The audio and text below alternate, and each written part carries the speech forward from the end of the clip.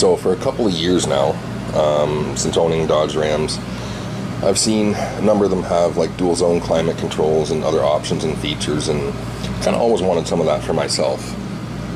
So I've looked around on the internet and I see a lot of posts, a lot of threads, a lot of quote-unquote information about doing a dual zone climate swap. And that's where this started, all with a dual zone. I've seen people ask about it. Everybody's talking, oh, you need this or you need that, or nobody knows, nobody's looked, nobody's gotten the information solid as far as I can tell. So I got looking into it because it's something I wanted done. And what I came to discover is that all the wiring harnesses in the dash, as much as these are different, this one's, got this part number. So despite the fact that they're different harnesses, it seems that all of the wiring harnesses in the dashboard already include literally the one wire to enable dual zone control, which is, hang on here, I don't remember exactly, I think it's like this one here, it's fucking blue and green, yeah, I think it's like this one.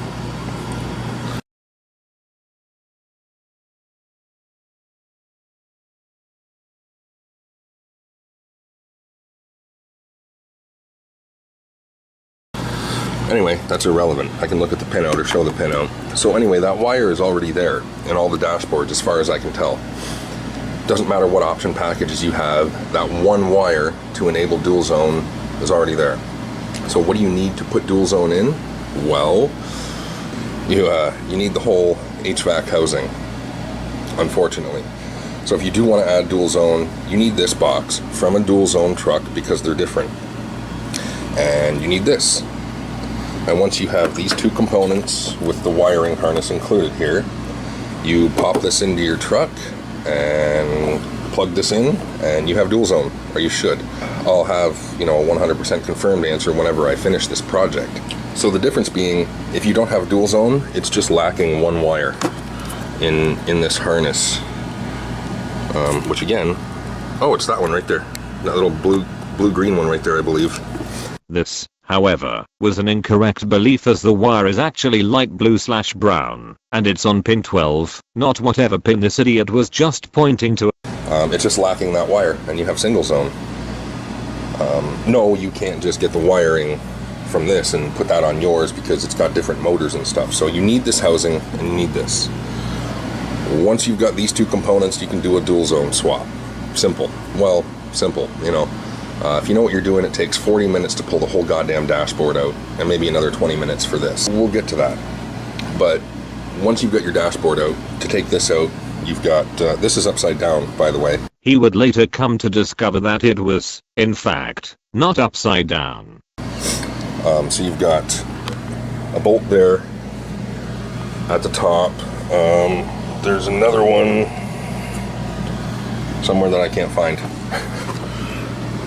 There's two bolts at the top, one bolt at the bottom, and then on the back side by the firewall, this one is underneath the PCM, which needs to be moved to access this bolt, and then this bolt right here, which is right below the evaporator.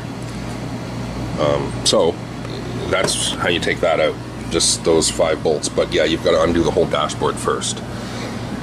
So anyway, as far as dual zone controls go, dual zone climate, this is what you need.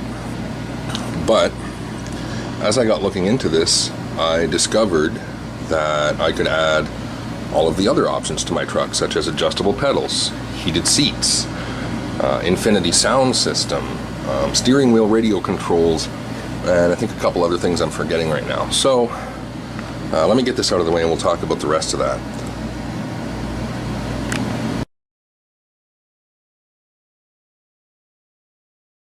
Okay, that's out of the way. So as I got looking into this, I discovered that if you just get the different dash wiring harness with the right part numbers, you can add all the features in. I'm one part number away from having the dash harness that has literally everything, including the Bluetooth module, and I think it's separate for the satellite radio. I can't really determine, and I'm not too interested in that, to be honest. I've never used satellite radio, But as far as I can tell right now, satellite radio, I don't think you can have satellite radio and hands-free Bluetooth, Uconnect, whatever at the same time.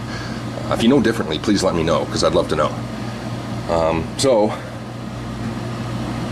I think you can get a harness that has either Bluetooth or the satellite radio. I need confirmation on that, and I haven't been able to find it. But as far as this goes, I have an SLT, and it doesn't have really anything.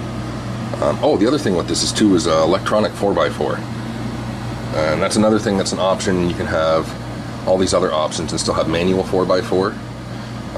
This dash harness right here, this one currently has electronic 4x4, but my truck has manual 4x4. So I'm not worried about that. I'll just leave that disconnected. If I wanted to add that, I would have to buy a different harness. Not a dash harness, a harness, the 4x4 harness for electronic controls. And obviously add in the shifting motor. So yeah, I'm not really concerned about that. I like the manual better because, you know, it's less prone to failure, cheaper to fix. So I found this, and these are hard to find. The reason I don't have one with Bluetooth is I could not find a truck any fucking where that I could search that had the Bluetooth. And to be honest, I don't think I've ever seen a truck that's had the Bluetooth as an option. So I don't know what you guys were doing way back when you were buying these brand new. I guess nobody wanted Bluetooth. And this, I had to drive 2 hours to pick this up and 2 hours home, because this is the only truck I could find, basically within Ontario at least, that had the right harness. So I drove 2 hours, picked this up, and I pulled the whole dashboard. The reason I pulled the whole dashboard is because this is going to be a hell of a lot easier to swap. As you can see, if I pull my dashboard out, I've got to strip it all down like this, take out the amp from this, and put this wiring into my truck, put it all back together. We're talking many hours. So I've gotten this down to that I can pull out one of these dashboards in about 40 minutes. So I pulled this whole dashboard, and when I get to doing this on my truck, what I will do is pull my dashboard, drop this one in, and put all the parts back on it. So that'll save a lot of time. The other thing, and I'm not too happy about this because, you know, I don't like when people do these redneck jobs. If you want to do a redneck job on a vehicle you own, you're never going to sell it, or it's junk or whatever, go right ahead and do that. The problem is this one here. We've had some fucking Jethro come up here and decide he wants to install his own head unit, and what they've done is brutally hacked away at these connectors and just cut all the wires and tapped in their own speaker wires. This is just speaker wires. This is just speaker wires that's cut. Yeah, so like this fucking idiot just had wires stuffed up in here in the dash. Didn't even have these soldered, just wrapped around and duct taped. Electrical tape, you fucking potato. Looks like they shoved a screwdriver in there and just tried to fucking yank her out as hard, as quick as possible. So what I'm going to do is I'm going to fix this properly. And you guys are going to install shit, don't do this fucking shit, man. Do the job right. However, I'm about to contradict that slightly because the correct way to do this job, as far as I'm concerned, would be to literally undo this harness, pull these wires out, find new wiring, and run it back in. Instead, I'm gonna half ghetto it. I'm actually gonna fix these properly with solder and heat shrink, and I'll show you what I got here. Hang on. Okay, so I went to the wreckers already and cut off a couple of pigtails, like so. And as far as this one's concerned, because this is all chewed up in here, I'm just going to replace this whole connector, which is easier done than said, really. It's just a bit of a pain in the ass. So what I'm going to do here is I'm going to solder these wires together, but I'm going to repin this whole harness and just replace this whole connector with the pins, fix these wires with solder, and same for this one. So how you get the pins out of here, if you're curious, on this little one, on this little this connector, there's this little protective piece on top. You've just got to pull that out a little bit. And once you do, it doesn't come all the way out, it only comes out about this much. So once you've got it pulled up this far, right, compared to this one, which is sitting flush, it's not pulled up. So once you've pulled this out, you can stick a little pin or a needle, or if you've got the tool to do it, you stick a little pin or needle right up in there. I can't zoom in on this, but right up in the top there. And you can see little tabs, maybe, that hold the pins in. So if you you get a needle, you get a little pin or needle or something in there, you can gently pull on this right here, pull it back, stick your pin in there, and the pin will slide right out. For this one that I'm replacing the harness, it's a little easier. You lift up these locking tabs. Right? Be careful with them because they lock right there in the middle and on the side. So you undo that, you lift those up, and then it's the same deal, little tiny pin under here, and you can pull the wires out. And that's what I'm going to do for this one. I'm going to pull all these wires out, and I'm just going to replace this whole connector. This one I'm just going to solder these wires back together. The main reason for grabbing these was because, like, fuck, look at them. They cut these all the different lengths. They didn't know what they were doing.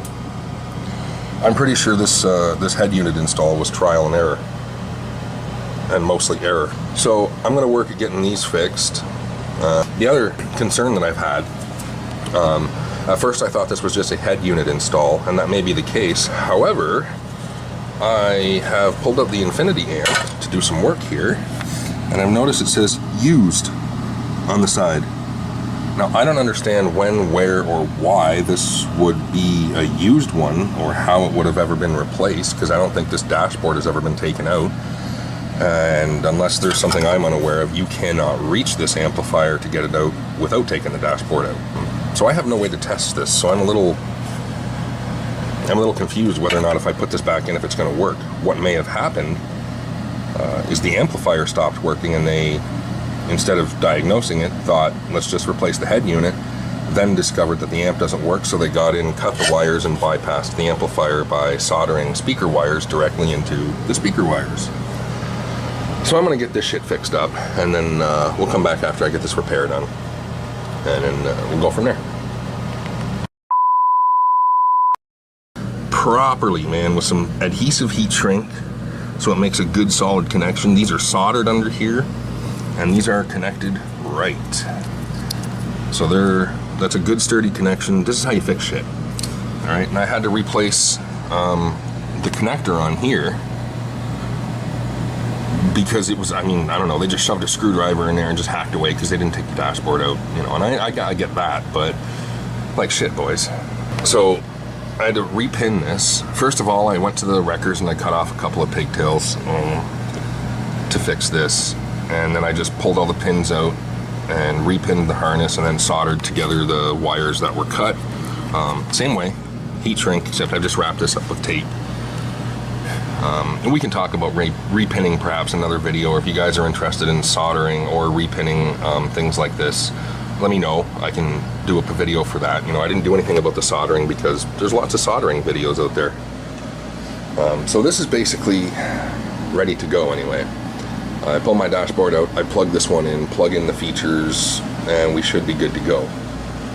I got a couple of posts about this on Dodge forum and Turbo Diesel forums, even though I don't own a diesel. Just places that I've seen that this is actually happening. So I've got part numbers and pinouts and things like that. So this is my project over the coming months.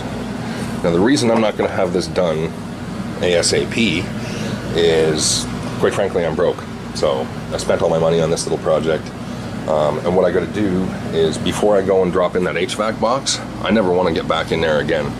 So I'm going to replace the blend doors, I'm going to replace the heater and evaporator cores, and get that fixed. And I'll tell you right now, I am not going with the goddamn heater treater guys. I saw a video on those. They look like they're made by a fucking high school student, man, just trying to put out a project last minute. You know, there's a lot of play. It's just cheap welded parts. The welds were fucking terrible, man. Like, I'm not a welder, but I could have done a better job than them. They're flimsy. The only thing I got going for them is that rubber. So I'm gonna save up some money and go with the Blendor USA ones. They're made out of aluminum. They replace all the parts, and they're nice, but they're expensive. As far as I'm concerned, they're worth it. So I never want to get back in that HVAC housing again. So I'm not gonna bother just putting it in as it is. I'm gonna fix that up and get everything and put it in.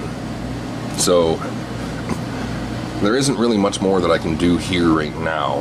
This is just sitting on the floor in my apartment until I can get around to getting the blend doors and everything fixed. At which point, I'll go forward with this and continue on from there and see how everything works. But from all of the research that I have done, this should plug right up. Like the wiring should already be there for everything, you know, plug it in and add your features like what we've got right here. That's the for the motor, for the adjustable pedals. The adjustable pedal switch is up here. And then there's what's this one? This one's the heated seats. I'm not sure where that goes because I don't have heated seats in my truck, but eventually I will. And then we've got the other heated seat end right here.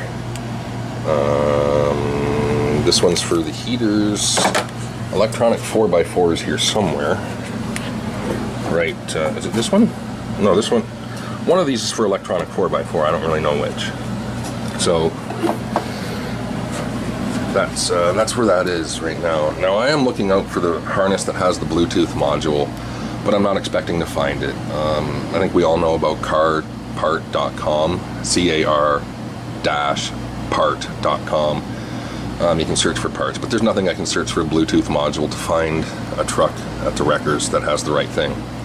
Plus, I don't even know what to search. That list needs to be updated. It doesn't have anything Bluetooth or hands-free. So that's about where I stand right now. If you guys want to know about repinning or soldering, you know, leave a message down below or something. Let me know, and I can do up a video about soldering, how I soldered those together, fixed them all nice, and like how to repin the harnesses, because it's not terribly hard, but it takes a little. I mean, you got to kind of know what you're doing. So if you're interested in that, let me know. Sorry for rambling here. So that's about all I can think of right now. If you got any questions or concerns, again, post them down in the comments and I'll answer everybody that I can.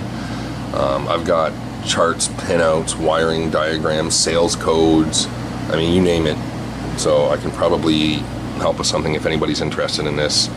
As of right now, what is today? Today is August 1st. Depending on how things go, you know, I don't know if I'm going to be able to get this done this year necessarily. I'm hoping maybe around September, but, you know, I can't really say for certain. At the very least fall. If it gets to be winter, you know, I'm not going to be doing this in the winter. I finally got my parts in. Took a little while for the blend doors, but I finally got everything in, and I'm ready to do part 2 of this swap with the dashboard. And I was going to do a video. I thought about doing a video of installing the new blend doors, the new Blend Door USA doors. I think there's enough out there, and it's really not incredibly difficult. Like, you just have to you got to pull out the plastic pieces. They're going to break. You put your doors in. It's not that hard. I got my new cores in here, new evaporator core, new heater core. So I am about ready to put this in the truck now. It's been, I don't know how many months, but I think I started this back in August. It's now May, so a while. Had to wait for winter because I had nowhere to work, but spring finally rolled around and tax time was good, and I got all the parts. So everything is here and everything's assembled. So that's what I'm going to do today, is spend the next few hours making a video of this and getting this put in my truck and seeing how it works. I think first of all what I'm going to do, though, before I go to all that trouble, is I'll plug in the HVAC box into my truck and plug it in with the climate control head over there that I got sitting behind the dryer. And I'll plug that in and see if it works, and if everything's the way it should be. And if that all works, then I'll get to taking the dashboard apart. Alright, here we are down in the truck, and I had to test this, and I gotta tell you, this is fucking cool, okay? I've never seen this stuff in operation, and this is fucking cool to see. I took my kick panel off, and I laid this across the seat so it's plugged in, and I just hooked up the dual climate control head. This is my dash. I haven't done anything with the dash. All I did was just pull the panels out so I can just test this, and it works. So okay, what happened when I plugged this in and had that all plugged in, and then turned my ignition on and then turned on the fan. And it actually went through a little calibration cycle. It didn't matter what setting I changed. The recirculation door, it was blinking because it was going through a calibration to determine where it needed to be, and it finished that, and then that stopped blinking. And that works and everything. And yeah, so check this out. Yeah.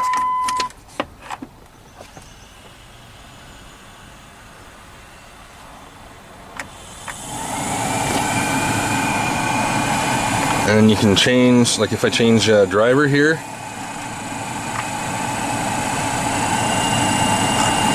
or passenger, hang on, there we go.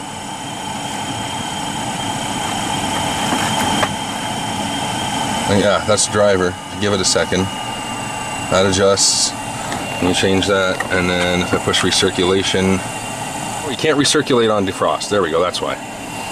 So take that off, defrost. And then recirculate. Yeah, recirculates on, and there we go. Flips over to recirculation mode, and then if I turn AC on, what happens? Anything notable? Oh no, nothing would happen. It just changes the doors to stop blowing across the heater core, as explained in my other video, which I'll try and link. I don't know, up here, up there, wherever. Up here, I think. Yeah, that's not moving when I put it on air conditioning, but that might be the other side. I can't see the other side. Now what does concern me here is the whistling I'm hearing.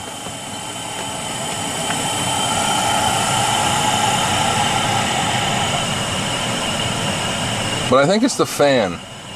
I'm going to go over there and check that. Hang on, let me come around. Alright, found the problem whistle. It was right here.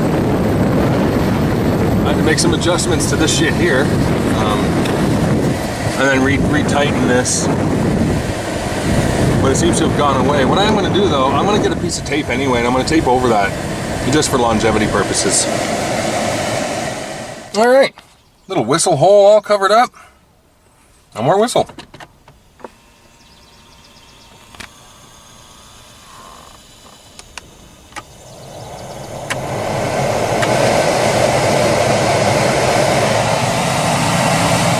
Now for the fun to begin.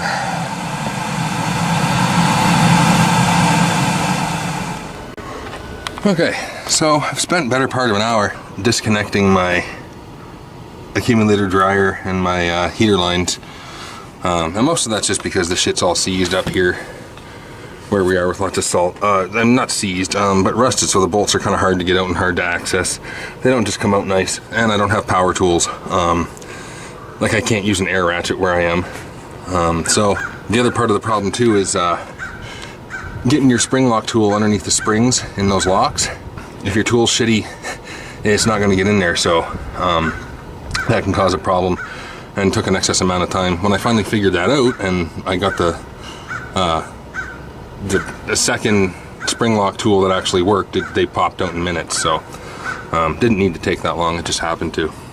So on to the next part of the process, which is taking the dashboard out now.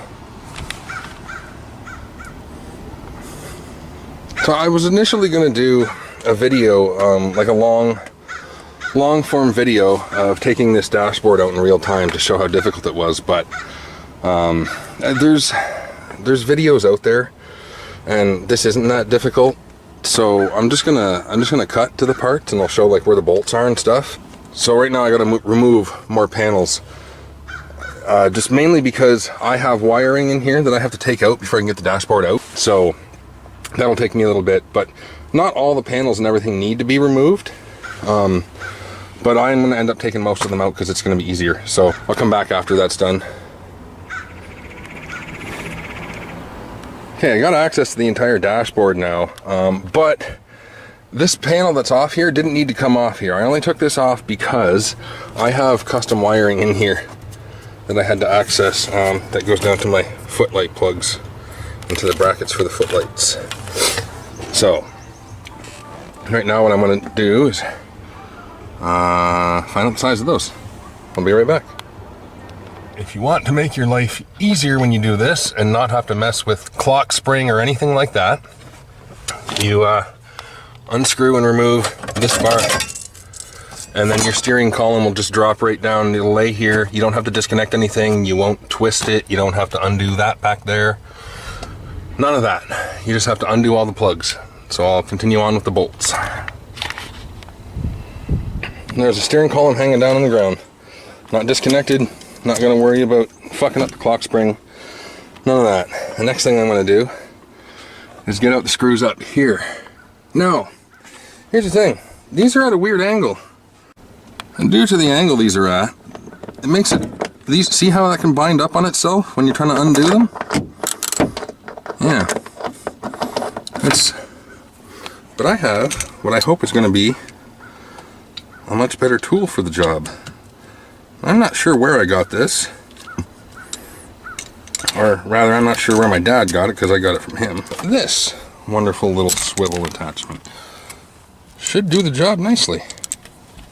He would quickly come to discover that his shaft was completely fucking useless, since it too would bind up. Because it can get up there and fit at that weird angle. So I'll get these loose and then do the job with these. This here flex shaft. I'll be right back. After you've all undone all the bolts and you realize that you still can't get your dashboard out, there's still two sneaky ones up there underneath the steering wheel. So don't forget about those. Okay, so the dashboard's out, and I've gotten all the bolts undone for the climate control box. So there's a bolt there, and there's a bolt there, and there's a bolt over here. That's inside, but outside you got a couple more. Go under the wheel well here. You gotta remove the computer because there's two there that are behind the computer. One of them's just got a plastic thing on it. There's another one up there at the top, and there's one more right in there underneath the accumulator. So it's a big job removing the climate control box. But after that far, I'll get that out. I'll get mine swapped in. I forgot I needed some weather stripping for around there, and I might be a little boned. I'm not sure what I'm going to do about that at the moment. Okay, so the dashboard's all in, and everything works in terms of wiring. First of all, if you just want to do dual zone, all you need is the HVAC box and the climate control head. And that'll get you dual zone without having to change any wiring in the dashboard or anything like that. It's one wire, like I said in the other video, and it seems to already be there in just about every model truck. Maybe not the ST models, I'm not sure, because they're pretty base package. However, I started this on May 12th, and it's now May 17th. And I've spent some time screwing around, taking the dashboard in and out, trying to figure out a couple of things. One of them was, it didn't quite fit up in here for some reason. I don't really know why. I suspect it was maybe some of the weather stripping that I added inside to seal up the gaps, and we'll get to that in a minute. But yeah, I couldn't get some bolts lined up in here for whatever reason, so I had to drop down that aluminum plate a little bit and get it adjusted. Anyway, that's all sorted out. The problem that I have, and the reason it's taken me so long, is because I've been trying to figure out a way to figure out what this there's a whistling. I have a whistling.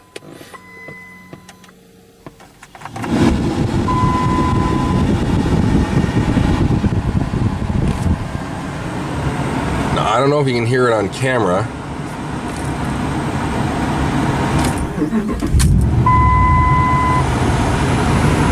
Yeah, with the truck running, it's louder. I don't know where it's coming from. But it seems that whenever this is set to any setting that has that uses the vents or anything up above, I get that whistling noise when I'm not driving, like when I'm stopped, and when the windows are up, and when it's only on fresh air mode, outside air mode, and not recirculation. So I've got a plan for this, to test this, to try and find out where the whistle is, and we'll get back to that after I remove the dashboard, and I'll show you guys what I'm doing to test for that. But that's where I'm at right now. So as far as adding all of the Laramie options like heated seats and whatnot, that works. That works. You can take the wiring harness from a diesel, as long as it's the same year. You can take the dashboard wiring harness from a diesel and it will work with a gas engine truck. However, you cannot take the wiring harness from a gas engine truck and use it in a diesel. And the reason, as far as I can tell, is down here in this big connector, C219, the dashboard wiring harness seems to be all wired the same. Like the dashboard side of that plug seems to be all wired the same, except a couple of differences depending on if you've got SRT or not. But the part of that plug coming from the engine bay in, it has a couple of different circuits if you have a diesel. And so you can't use a gas dashboard wiring harness in a diesel, as far as I've been able to tell. As for the rest of it though, it works. If I want to add adjustable pedals now, I can do that. I can plug them in. I forget what the hell this one's for, but if I want to add electronic 4x4, that's an option for me now. Heated seats, that's something that I will definitely be doing at some point, because I'd like that option for the winter. Who doesn't like to have a nice warm ass when they're sitting out here in the Canadian cold? Okay, so here's what I've got rigged up in here. I've got the wiring from my old dashboard, with all the connectors I don't need taped off, and I've got it hooked up basically into a makeshift dashboard, so I can test this out. However, I did see over here, it looks like right here, there might not be, this might be where my sound is coming from, because it looks like it's not making a full seal, or maybe, well, yeah, actually it is making a full seal there, isn't it? Because the air's staying within here. So, but, let's see, so I can turn this on. Oh, let me not waste battery here. This, I tried this before, and you've got to have a nice big ground here, which I've got running up and bolted up to the door there, because if these grounds aren't all tied together properly, it won't work. I tried this and I just used some basic alligator clips, which I knew was a bad idea to begin with.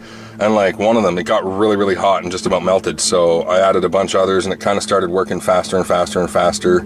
But it still wasn't working. So I got this cable and hooked all my grounds up together. And so now I've got good ground and everything works.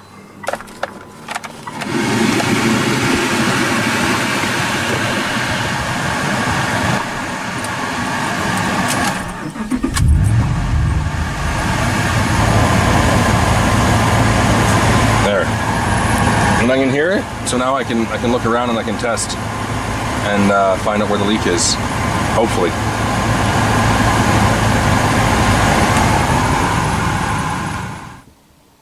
Well, I have checked everything and I can't find out where this whistle's coming from, so I'm gonna have to take this whole box out of here again once the truck is cool, because man, that heater core is fucking hot. So I'll have to take this out of here and I guess do a little bit more investigating or taping up, or take a look around where cracks might be that's letting air out under pressure or something, because it's only doing it on cool, and the sounds like it's coming from everywhere. So as far as I can tell, it might just be coming from back down here somewhere where the heater core is, because as long as I have the heater core blocked off, not getting any heat, if I just have it on cool, I get a whistle. But if I have heat open, you know, there's no whistle.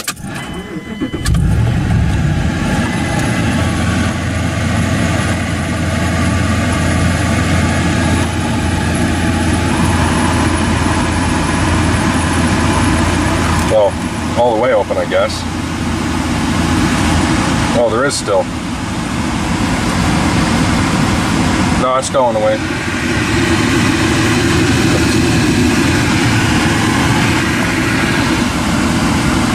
So that's heat, and holy shit, it's hot in here. And if I put her back to cool, either one side or the other, whistle.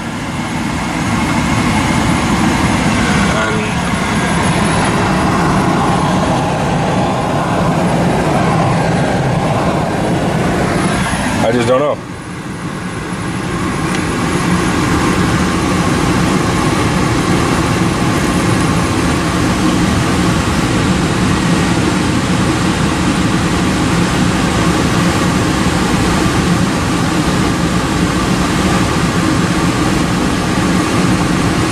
Halfway is about where I start getting the whistle.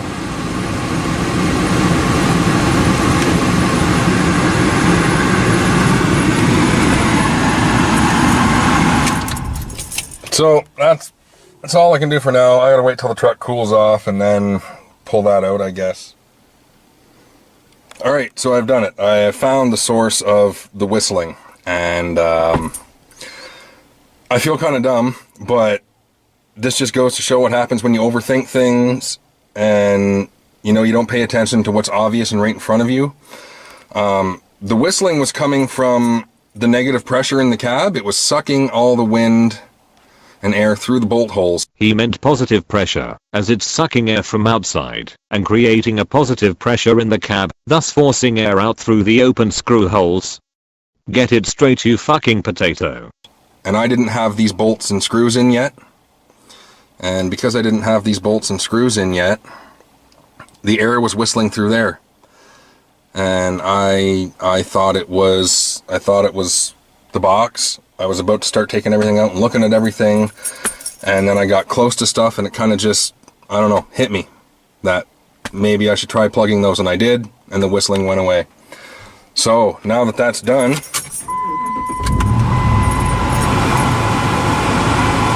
no more whistling noise. So I can get this back together now, and then probably call this project and video done finally. I just got a couple other things that I'm going to fix, like this weather stripping. I'm going to do something different with this. I'm just going to do it a little bit better. And I think I might fix this foam here. I don't know if I'm going to do that yet, but we'll see. All right, finally got her done. Finally got her put in, got the dashboard in. It's now June 9th, and the biggest part of that is because it's been like 30 degrees Celsius here.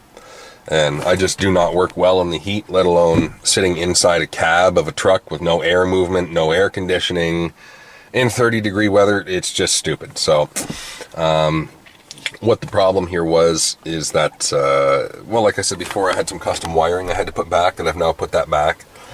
And I've done that differently in such a way that it's now part of the dashboard and not actually like wired in up here, stupid.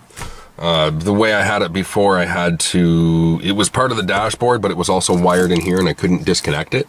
So what I've done is put these little connectors on and tapped in that way. And I've done this in such a way that there's a splitter on there. So now if I have to pull the dashboard, I can unplug my lighting in the dashboard and it'll come with the dashboard.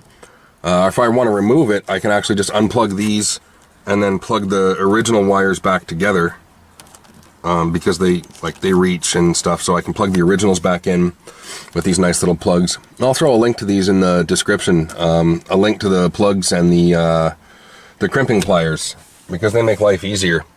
The other thing that I was doing is, I don't know if any of you've seen my other video about the lighting conversion with the all blue lights in my truck. I have lights up in my vents that you can't really see right now, and I don't even think you can see if I turn them on. Oh, a little bit. So yeah, I got lights up there in my vents, and